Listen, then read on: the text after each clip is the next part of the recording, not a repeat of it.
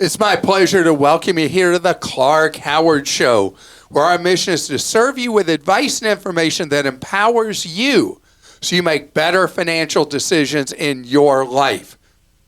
Are you thinking about getting a new job this year? You're not alone, but do you know there's a lot of training that can help you for free make yourself a better job applicant as you go out and look for that new opportunity? And also, do you know there's a magic pill? There's an actual magic pill that can extend your life or improve your health. I'm going to tell you what it is. Right now, I want to talk about the job market. Gallup, that does so many polling and survey things, has found that individual workers are really, really miserable right now in numbers that are virtually unprecedented. I'm looking at the Gallup survey called the Life Evaluation Index, and this survey finds that we are 50-50 now. And the people that are, as they would say, they're asked, are you thriving at work? Are you struggling? Or are you suffering?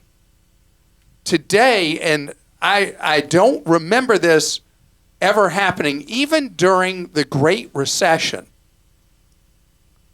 the number of people that were struggling or suffering at work was never close to being half of all workers in the United States, which is where it is right now. People are, well, I mean, again, 50-50. 1 out of 2 people at work are miserable. Struggling or suffering, that's bad ugly. Because think about how much of our waking hours we spend at work. And if we go to work dreading walking in the door, I've had a job like that before, and it is no fun. Dreading going to work, hating being there, and can't wait to leave. It's bad for your mental well-being. It's bad all the way around. But also, if you are not engaged in what you do for work, you're not going anywhere in that job. And so why this is so important to me is there are so many opportunities out there for you to skill up into things that the marketplace is calling for.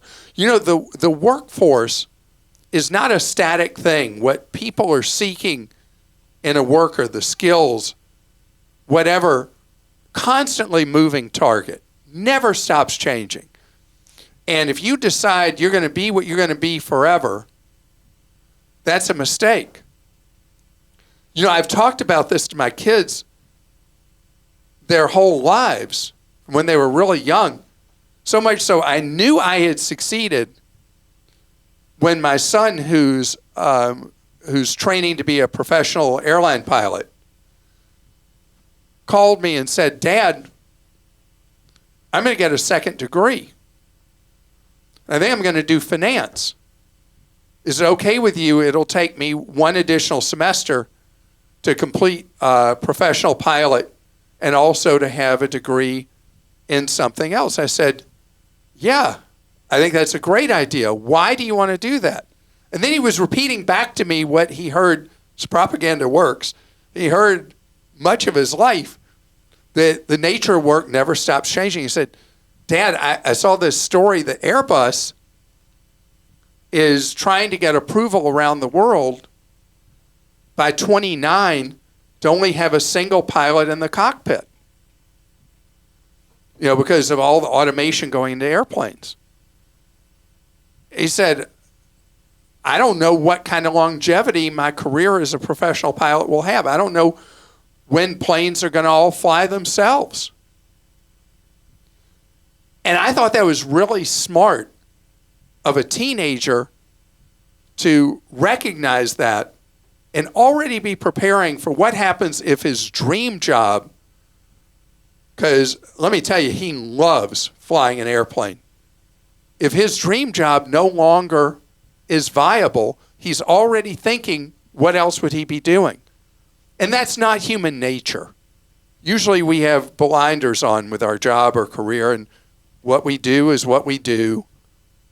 And then that makes you roadkill for what changes over time.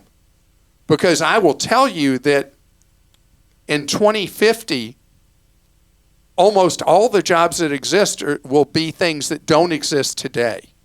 Because the market never stops changing. Technology never stops moving forward.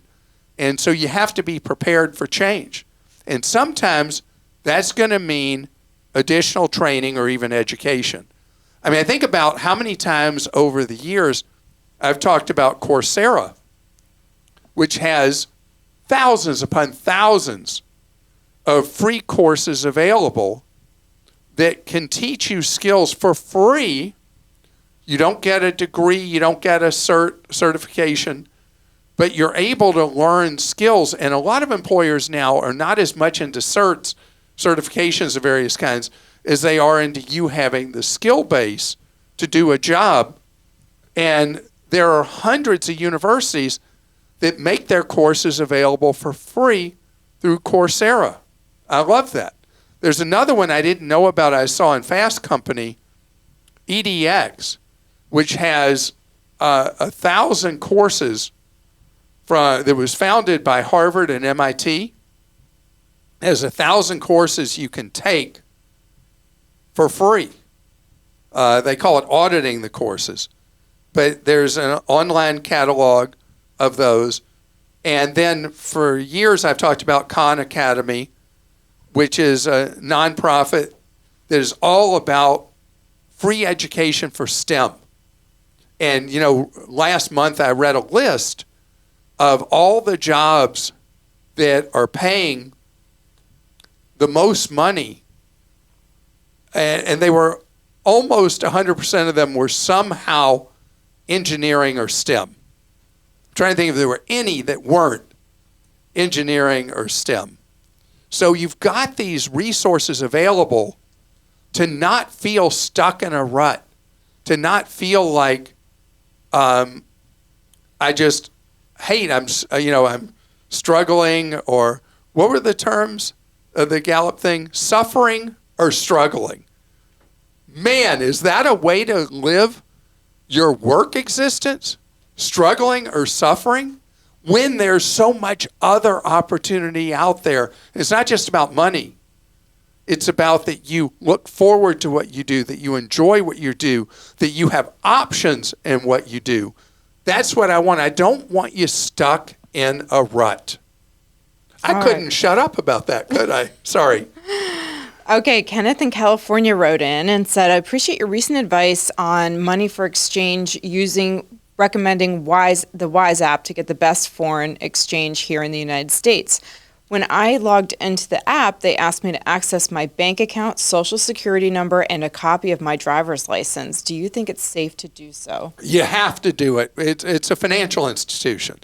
When you do business today with any bank, brokerage, credit union, whatever, they are under strict requirements for siphoning out who might be doing money laundering or criminal activities of various types, and they want to follow the money and follow the person who has the money. So this invasion of privacy came about because the original reason that has expanded way beyond that was the 9/11 terrorists and how they were able to come up with the money to do the various things they did leading up to the horrific terror of 9/11. And then since then it has expanded for any of a number of other purposes, as often happens.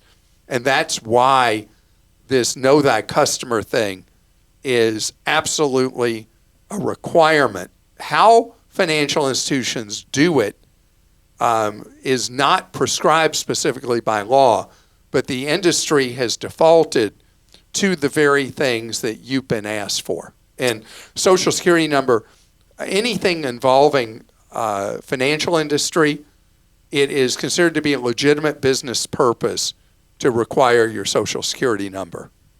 Jeffrey in Virginia says, being a military veteran, I noticed many ads for insurance, both auto, homeowners, and sometimes life insurance that are supposed to be so much more affordable for veterans. My question for Clark is, are any of these really cheaper or better for us veterans, or is it just advertising hype? This would be a great thing to research for veterans and see if we really can get better discounts. I want to thank you, Jeffrey, first of all, for your service to this great nation. Second, I want to tell you that most of those pitches are just propaganda.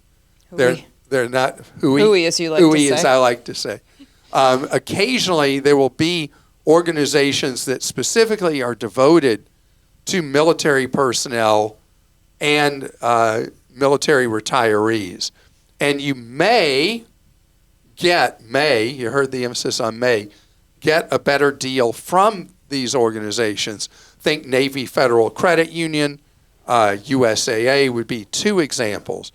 But a lot of organizations use, and again, may with both of those, or a military-based credit union may offer you a better deal on various things. But the reality is most of the pitches you see saying targeted towards veterans that's just a marketing attempt. It is not necessarily in any way a better deal. Reed in Ohio wrote in with a question I know you will love. What do you know about health tracking rings? Are they worth the investment? And which brand of health ring, if any, do you recommend? So to call this an investment, you wearing one still? No, I wear it when I'm sleeping sometimes because I have a tracking watch and I don't wear 3 devices like you. But I will wear it when I want to track my sleep. So for those of you on the YouTube show, I wear as my wedding band my Aura ring. Now, I'm wearing it on the ring finger for a wedding band, which is not the best place to wear a fitness tracker. This would be your index finger. Index, yeah. But this way, I don't like wearing jewelry much. So this way, I just wear it and get good data, not perfect data. But nothing yet invented tracks your health as well 24 hours a day. Not my Garmin fitness tracker, not my Samsung watch. Nothing does the thorough data as the Aura. And you spell that O-U-R-A. Aura Ring is the website, Aura, OURAring.com. Now, they have a lot of competition now they didn't used to have. Samsung has one. The thing with Aura is you have to pay. I don't because I was an early adopter 5 years ago, so I'm grandfathered in and I don't pay a monthly fee. But now you pay a monthly fee for the treasure trove of data, and I'm so hooked on the Aura that if they decide that they're excising the grandfather clause and I have to start paying, I'm going to pay the money because the data I get has been such an improvement. I sleep so much better than I used to because Aura nags you and it says, you got to settle down. You want to sleep well tonight. You need to calm down. You need to just stop doing blah, blah, blah.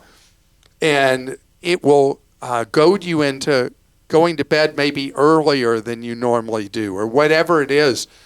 And my sleep after 5 years with Aura is so crazy better.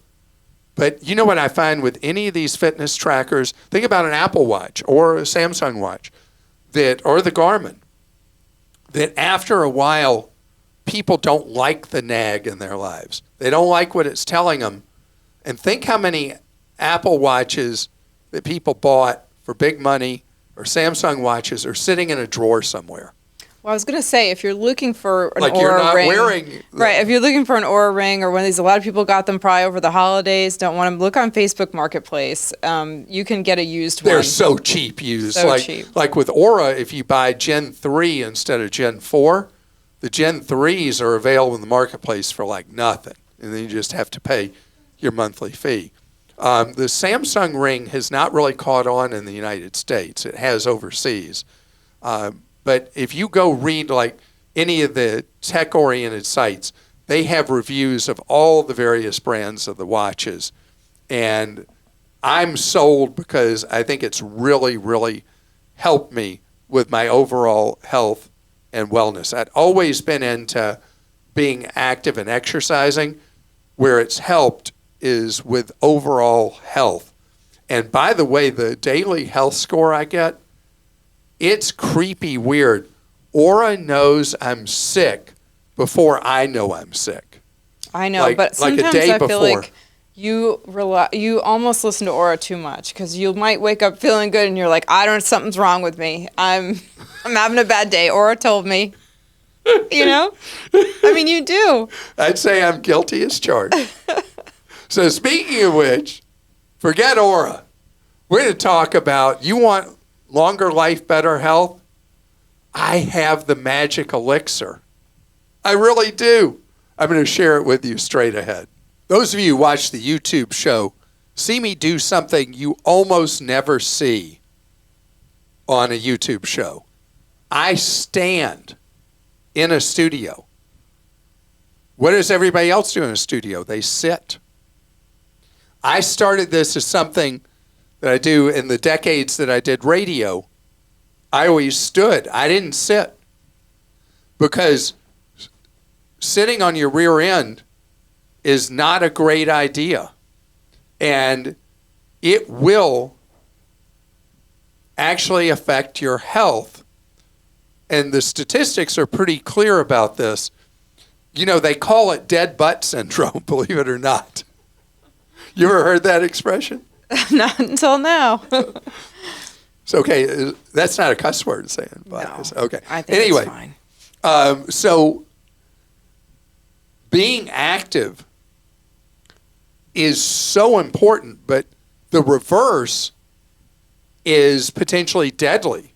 In fact, I saw a New York Times story where in Taiwan they followed 500,000 people for 13 years and found that people who sit a big part of the day have a 1/3 higher risk of dying from heart stuff.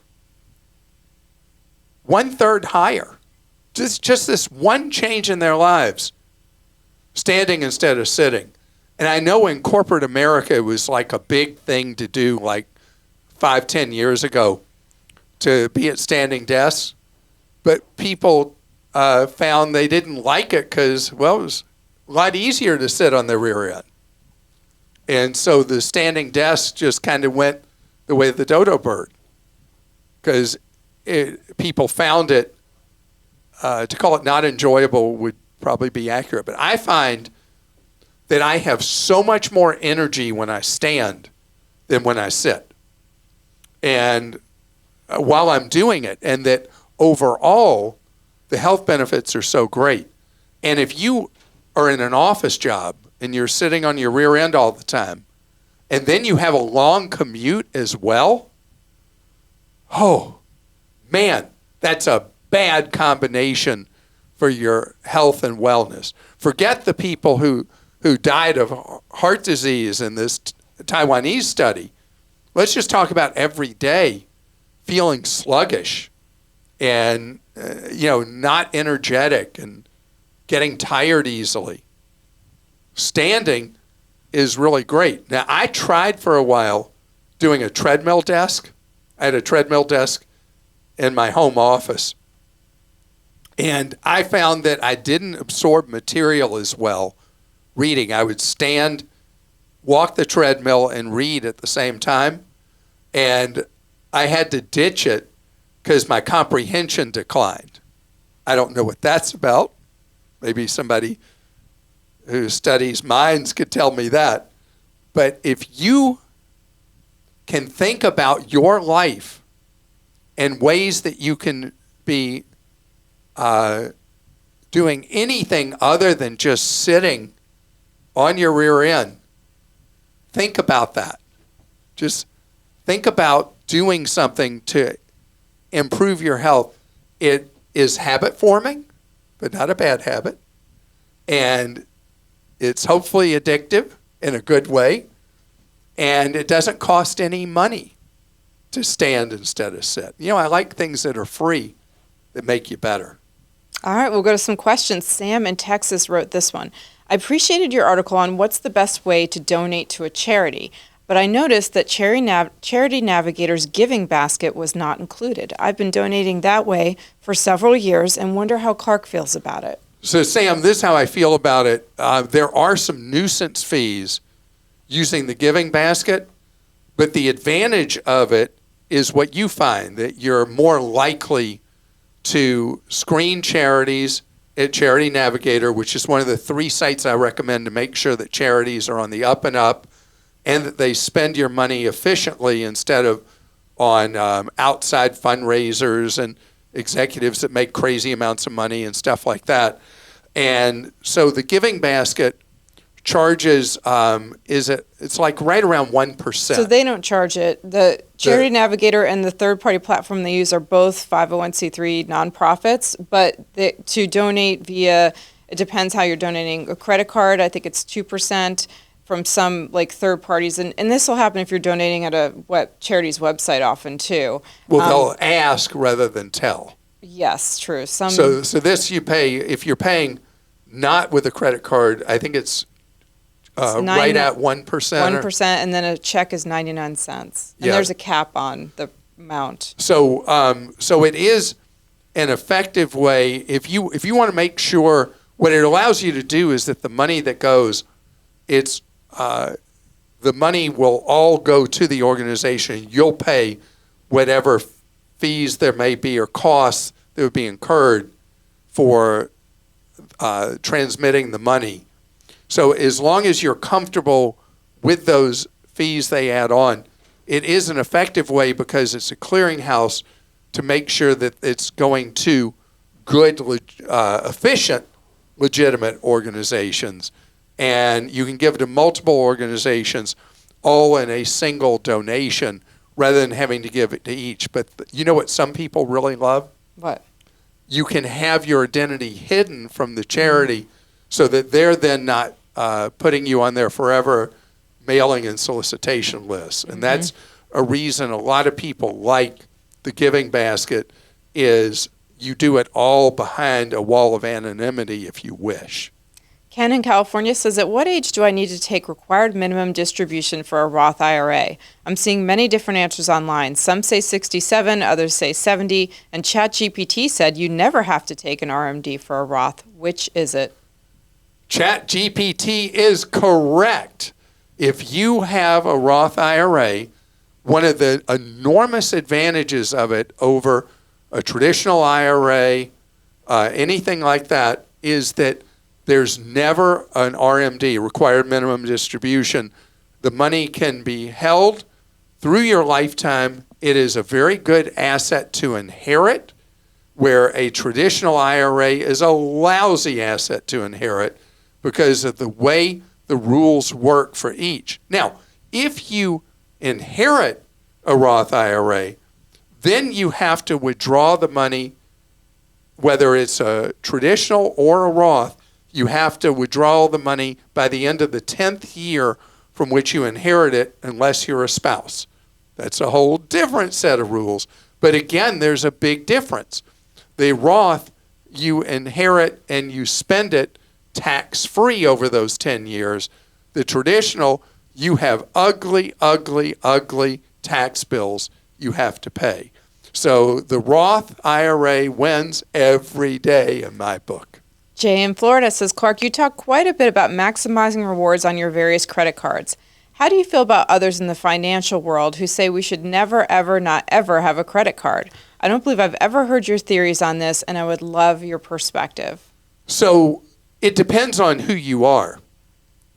if you are going to use reward cards and either not regularly pay the balance in full or irregularly not pay the balance in full, reward cards are a disaster because reward cards tend on unpaid balances to carry higher than average interest rates. So the reward is fool's gold because they're saying, hey, look over here. We're giving you this point total this month, or we're giving you this cash back or whatever. Don't look over on the other side where you're paying this ginormous interest on the unpaid balance. So if you know yourself, and as an example, Dave Ramsey, who hates credit cards, that's taken from a perspective of people who he counsels who've gotten into trouble with credit. And so that's why there are people who recommend never having a credit card.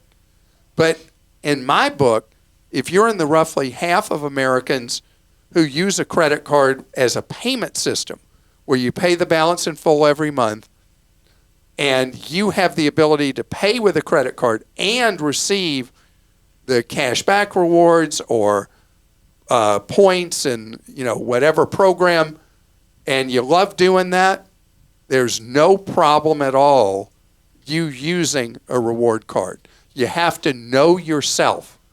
And if you won't pay the balance in full regularly, or even occasionally you won't pay the balance in full, you don't want to use a reward card, period. And so I have my rules for credit cards on Clark.com that shows you how you make those decisions if you are somebody who should be concentrating just on if you have a credit card and your running balance is the lowest interest rate, or having a credit card for rewards, what rewards are best and all that. Just so you know, I despise the reward programs of the three full-fare airlines, American, United, and Delta. Their miles have become fool's gold, and chasing after them is something that worked great in years past. Today, not so much. But there are other cards that could be very good if, again, you're somebody who pays your balances in full. So be honest with yourself on this. And I want to thank you so much for joining us today. And know that we're back on the job giving you one-on-one advice in the Team Clark Consumer Action Center. The holidays are in the rearview mirror. And now it's time for you to be ship-shape with your money. And we're prepared to do this as we've been doing for 32 years, answering your questions for free, one-on-one, in the Team Clark Consumer Action Center. You can see how to get that free one-on-one advice at clark.com/CAC. And spend your day remembering concepts that help you save more, spend less, and avoid getting ripped off. And we'll see you Friday with our first Clark Stinks of 25.